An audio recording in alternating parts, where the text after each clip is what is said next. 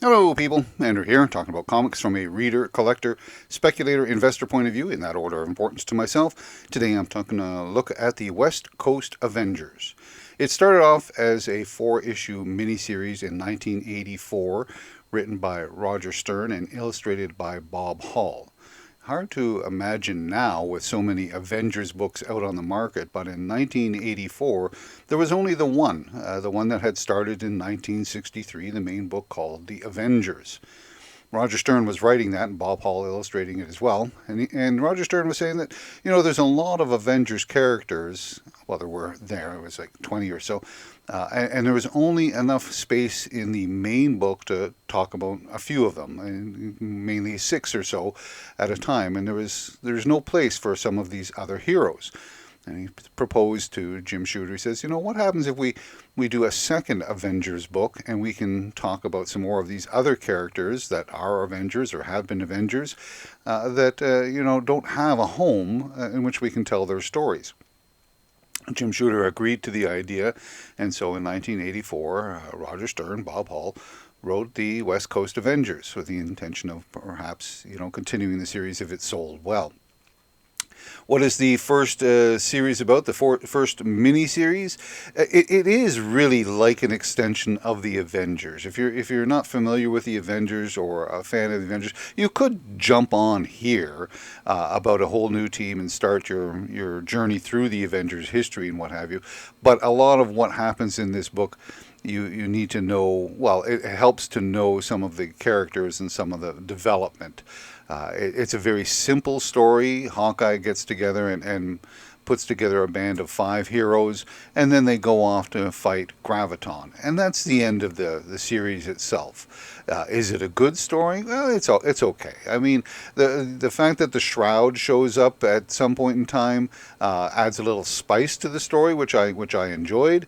But it's very basic in its premise. I mean, for those that are reading it and curious, Avengers, they wanted to know who would be on that team and how they would function together as a team, and it does that.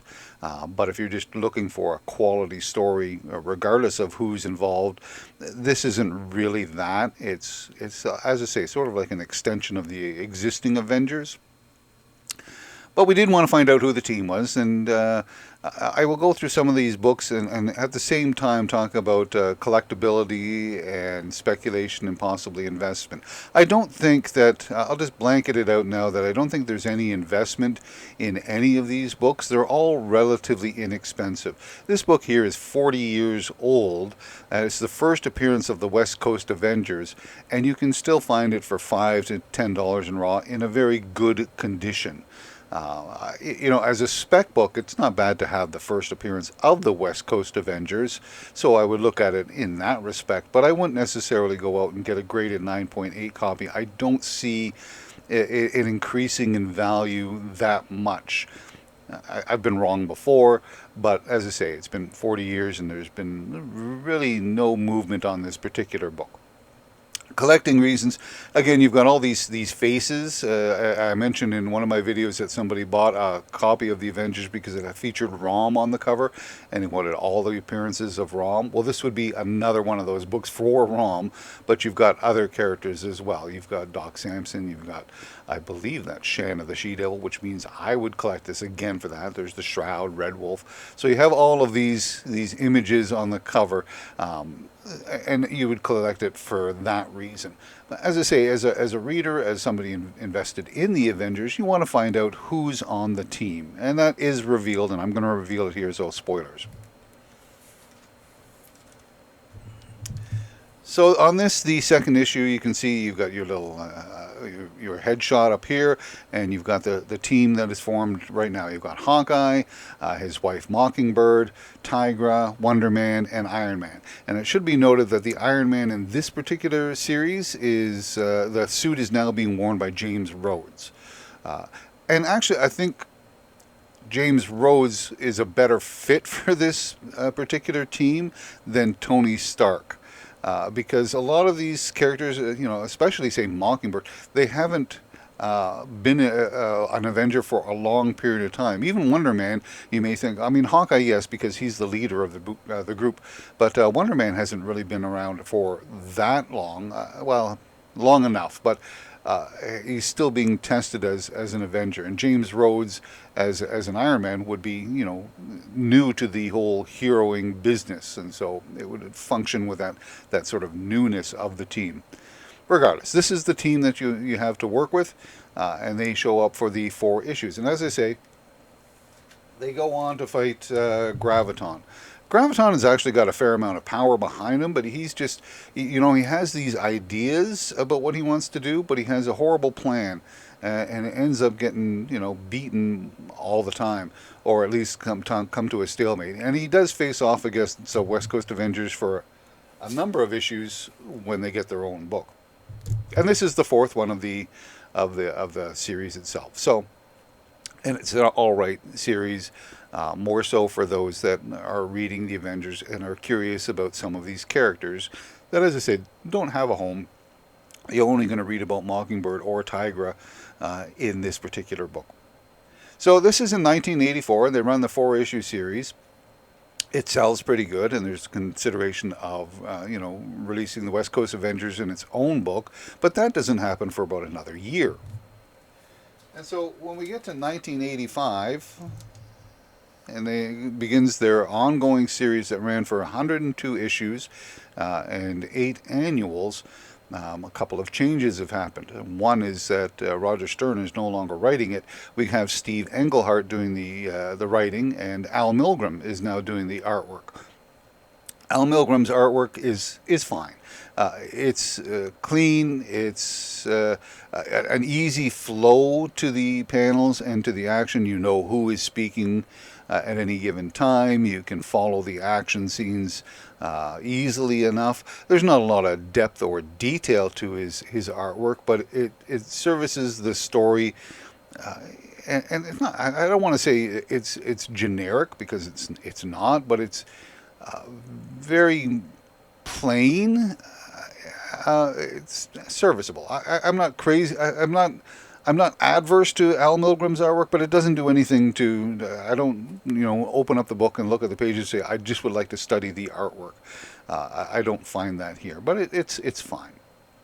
The other big change is that the Iron Man in this particular volume, because by now Tony Stark is back into the Iron Man armor, so you don't have James Rhodes, which is unfortunate, because as I say, I think James Rhodes would have worked better in this team. Now, Steve Englehart focuses on a number of these characters, and he continues, with character development, what have you. Iron Man, he doesn't really talk a lot about, because Iron Man has his own book. So he's in with the team, but he's, for the first, 15, 20 issues, really not a major focus. Steve Englehart is hit or miss with me. Sometimes I like his work and sometimes I don't. And I found the same thing here with the West Coast Avengers. He focuses, some of the characters that he looked at and he put a focus on was, Wonder Man. I'm not a big fan of Wonder Man to begin with, but he becomes a little bit more arrogant.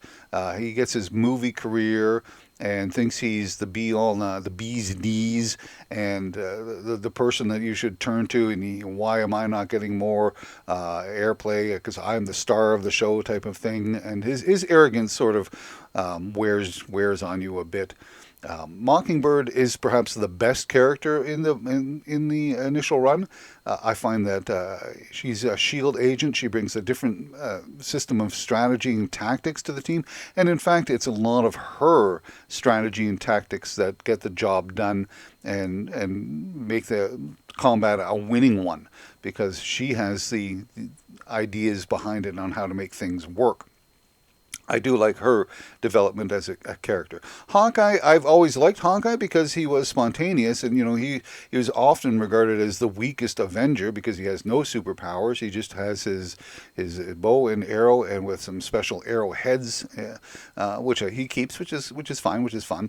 But he was always like, charging into a situation and then saying, "Okay, we'll figure it out when we get there. I don't know exactly what the threat is, but it doesn't matter. We'll take it down because we'll figure out a way because we're the Avengers." He's just like that gung ho sort of attitude towards him.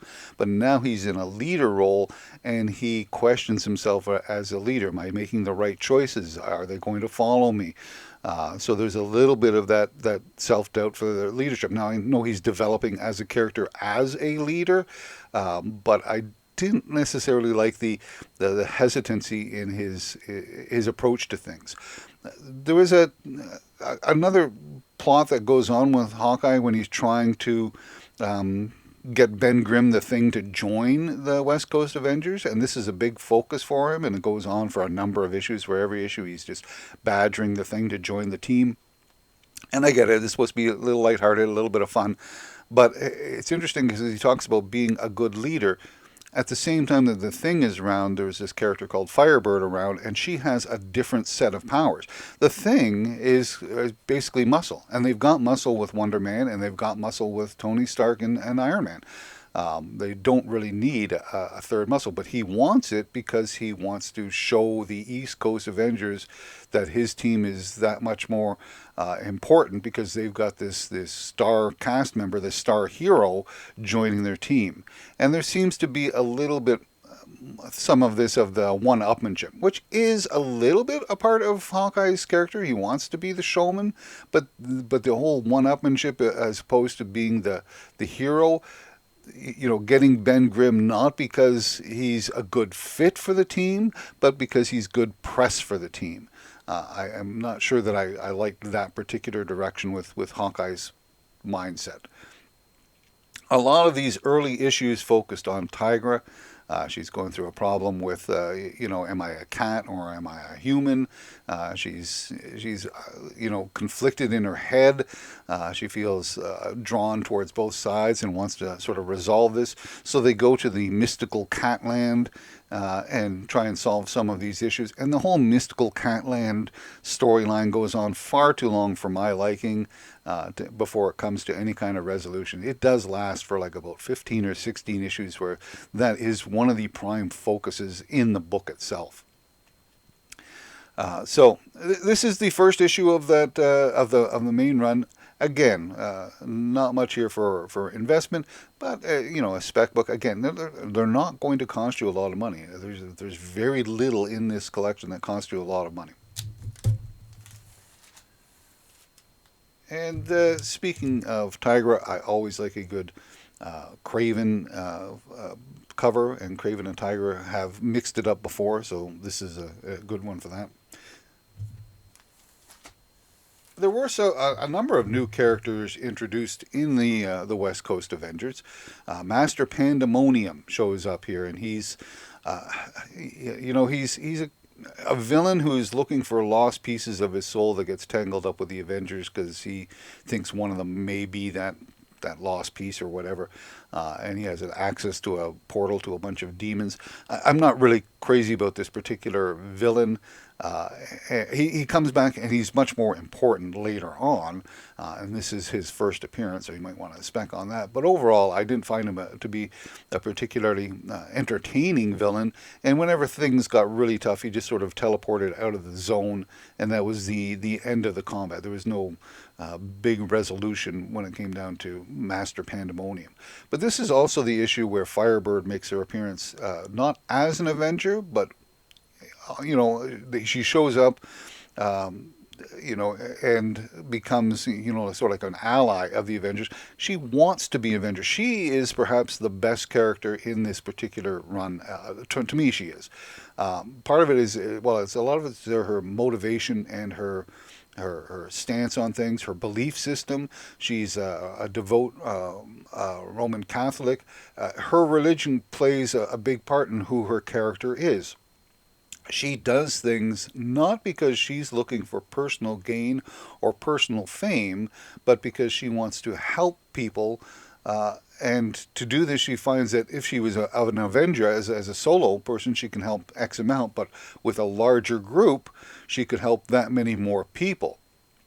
So her motivations are towards helping herself, not towards herself, not towards anything for her, but for the good of mankind.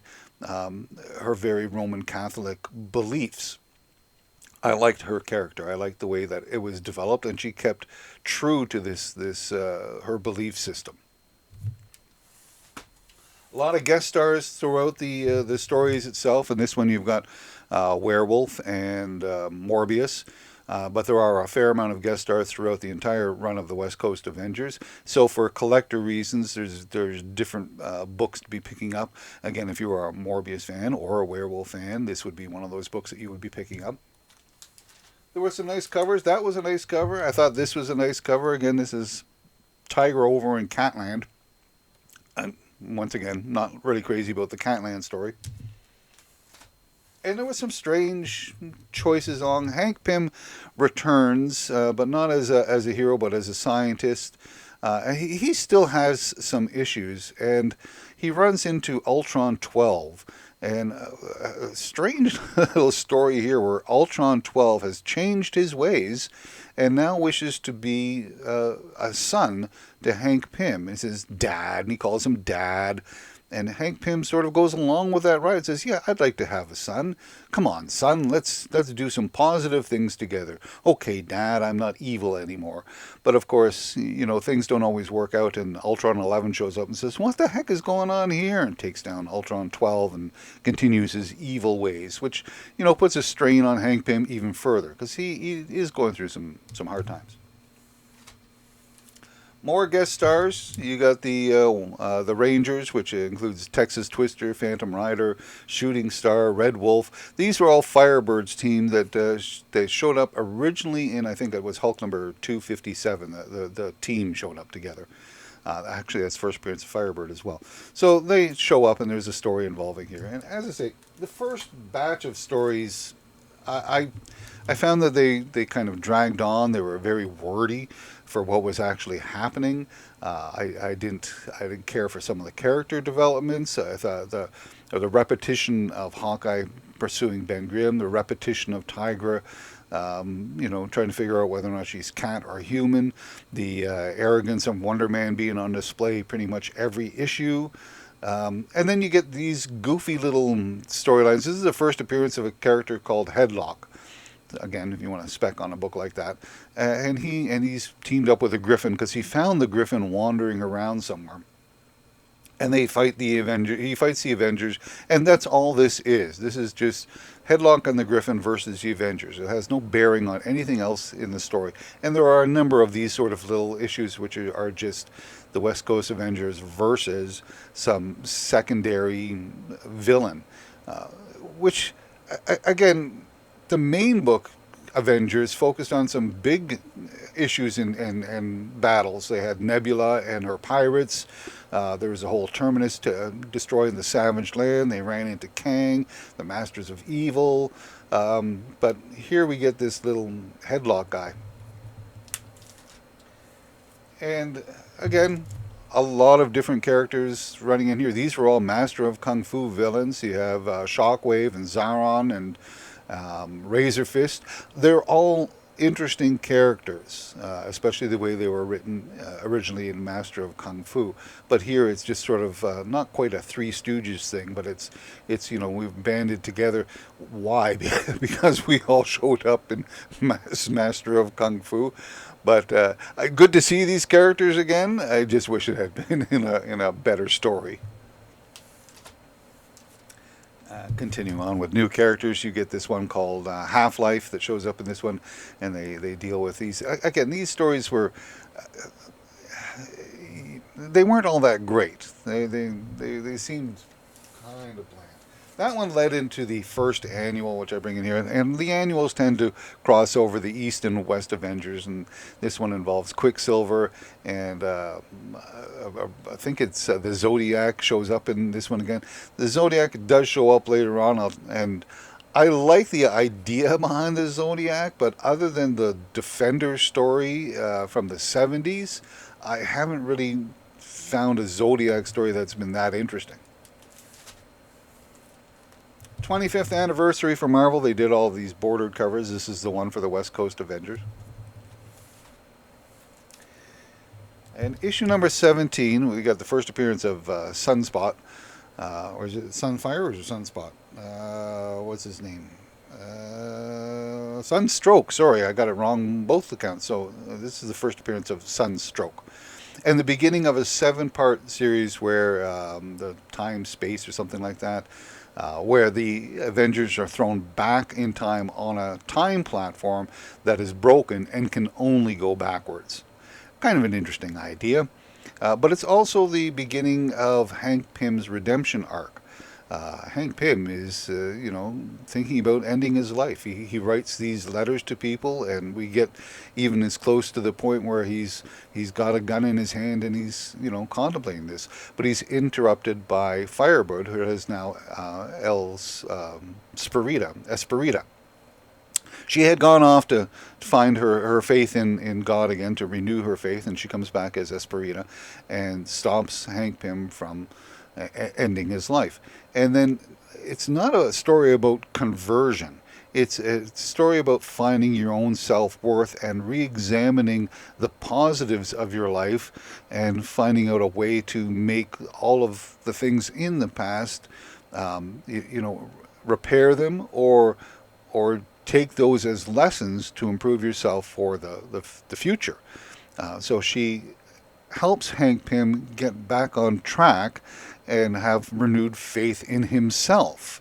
I think the redemption arc is one of the better arcs for Hank Pym. His whole story, all the way from the start where he was, court-martialed and kicked out of the Avengers, to this point here where he meets some sort of redemption and comes to a conclusion by the end of it that he doesn't necessarily want to be a hero, but he can do other things with his scientific knowledge, and he does, and he benefits the West Coast Avengers because of that. I think that was a very good part of this 7-issue run. The time travel, which I'm not really big on time travel, but that's a lot more of that has to do with somebody from the future coming back and saying things are horrible up there. You need to do something now. But these guys go back in the past, and Steve Englehart has done this before in the Avengers during the Bronze Age, and he goes back to the West where he runs into Two Gun Kid and the Rawhide Kid and the Phantom Rider.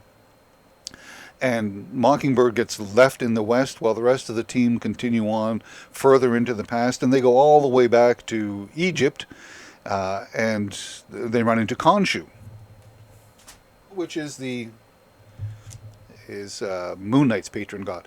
And what I liked about the time travel story was that it broke down. You saw different elements happening at different times within the story and how it affected different people. And a lot of the things that they would be doing in the past would be affecting this part of the story in the future or the present, depending on where you were standing. So when they go back into Egypt, part of it is to find Kang's time machine to help fix theirs, or possibly even the Fantastic Four, based on the history that they know, to fix the time machine. Hawkeye has an opportunity to create some weapons for these followers of Khonshu, and these weapons end up being some of the weapons that Moon Knight uses. So I did like the way that there was sort of a correlation to what was happening in the past to what happened in the present.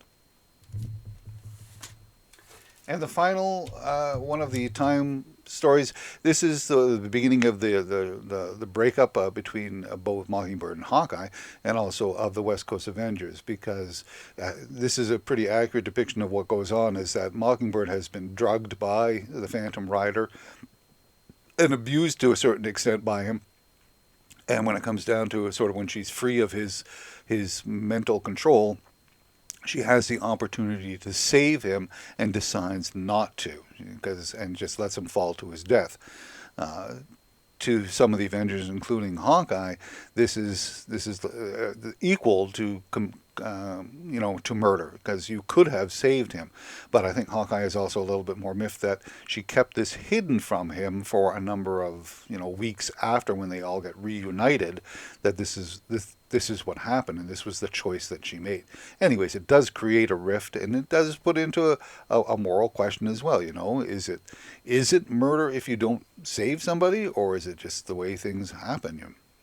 So it was a good 7-issue arc, and I will say this.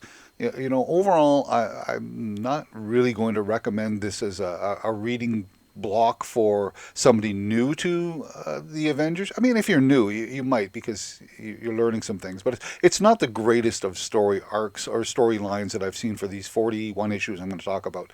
But this 7-issue arc is worth a read, even if you're not an Avengers fan. As I say, there are some other characters. I just brought this to even remind that Zodiac shows up, and again, the Zodiac story is not all that great. They do end up in Latveria for a while, and there was this cover. Now, this cover I like. It's as if the inker decided, you know what? I'm not going to create outlines on things. Like you'll notice, there's no outline on his cowl. Instead, I'm just going to ink the illustration without using outlines, and it makes for a very striking cover. I noticed this when I was going through, and I said, that's a pretty striking cover of Doom. And apparently I'm not the only one, because this one is starting to get some notice, and it has gone up in value, $10 to $20 to get this particular book. It's probably the most expensive book in these first 41 issues, and in the miniseries to begin with. It is a great cover of Doom. I really like this cover of Doom. Oh, wait. This is it. This is, the team does break up, and they do. They fracture off. You've got Moon Knight, Tigra, and Mockingbird on one side, and the rest of the team on the other. It's broken in half. That's Mantis in the background. She shows up for a little bit, but it is the beginning of the end of this run of the West Coast Avengers. Again, with the guest stars, we've got, unfortunately, I like a lot of these characters that are part of the Night Shift. I like the Brothers Grimm, the Needle, the Gypsy Moth. We don't see a lot of them. They're all like from Spider-Woman. Even got Digger, who was the host of the Tower of Shadows, showing up as part of the Night Shift. I think they are good horror characters or supernatural characters, and I would have liked to have seen a better story with them. Rather than just a band, going up against the Avengers, but more into that supernatural bent or that horror bent. But that doesn't happen. At least you get a chance to see these characters. And the final one of this first batch I'm talking about, this one's written by Mark Ruenwald. The last one was by Ralph Macchio. Is the culmination of a Mockingbird and Phantom Rider's situation. So it comes to a head with this issue. And then after this, which is where I'm going to stop for the West Coast Avengers, issue 41, after this, John Byrne takes over, and there's a different tone and a different approach and some different members on the team. So that's why we'll talk about that one. And next I talk about West Coast Avengers. So overall, as a read, I thought the second half, starting with the time travel, from there on, it was good. I enjoyed the time travel a great deal, and I recommend that one. The stories that followed after were somewhat like a hit and miss, but they were better than the first half. I thought the first half spent far too much time with Tigra and Catland, and it was kind of the stories just weren't exciting for what was supposed to be happening there. But I thought the second half moved a little bit quicker, and we explored some characters. Interesting choice to do with Moon Knight. Steve Englehart says, I didn't really know much about Moon Knight's character, so he had the spirit of Khonshu actually take over the body of Mark Spector for a number of issues and walk around with the Avengers, this godlike presence. That was never, part of Moon Knight's makeup prior to this, but interesting to see that in later years, often you'll have Mark Spector having discussions with Khonshu. And it all sort of started here in the West Coast Avengers. So, not your best read, but there are some good points about it. A lot of books to collect because of various characters. That one really nice Doom cover is a good spec book as well. Some first appearances: Headlock, Sunstroke, Master Pandemonium. Nobody big. The first appearance of the West Coast Avengers in the miniseries. So these are collectible reasons and specs, but nothing really for investment purposes. So that's the first part of West Coast Avengers. Let me know what you think of the book. And in the meantime, be good to yourself and be good to others. And we'll talk again soon.